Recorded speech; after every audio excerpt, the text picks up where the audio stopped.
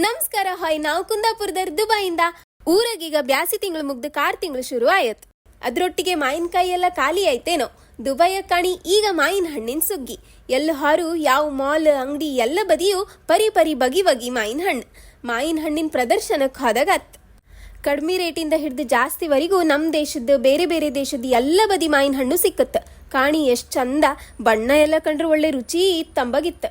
ಯಾವ್ದು ತಗಮ್ದು ಯಾವ್ದು ಬಿಡುದಂದೇಳಿಯೇ ಗೊತ್ತಾತಿಲ್ಲ.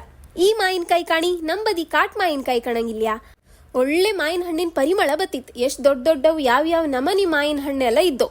ತೋತಾಪುರಿ, ಅಲ್ಫಾನ್ಸೋ, ಆಪೂಸು, ಊರ್ ಬದಿ ಕಷಿ ಎಲ್ಲ ಇತ್ತು ಹೊಯ್. ಈ ಮಾವಿನ ಹಣ್ಣಿನೊಟ್ಟಿಗೆ ಡಬ್ಬಿಯಂಗು ಎಂತೋ ಹಣ್ಣು ಹಾಕಿ ಇಟ್ಟಿರ್. ಮಾವಿನ ಮಿಡಿ ಕಣಂಗಿತ್ತು. ಇದು ಕಾಣಿ ಸಣ್ಣ ಕಾಯಿ ಮಾವಿನ ಮಿಡಿ. ಊರ್ ಬದಿ ಉಪ್ಪಿಗೆ ಹಾಕಿ ಇಡ್ತ್ರಲ್ಲ, ಆಗಳಿಗೆಲ್ಲ ಮಳೆಗಾಲಕ್ಕೆ ಊರ್ ಬದಿ ಹಂಗೆ ಆಚಿ ಈಚಿ ಮನೆಂಗೆಲ್ಲ ತಗೊಂಡ್ ಬಂದು ಉಪ್ಪಿಗೆ ಹಾಕಿ ಇಡ್ತಿದ್ದೀರ್. ಈಗ ಊರ್ ಬದಿಯೂ ಯಾರು ಮಾಡುದಿಲ್ಲ, ಎಲ್ಲ ಕಮ್ಮಿ ಆಯ್ತು.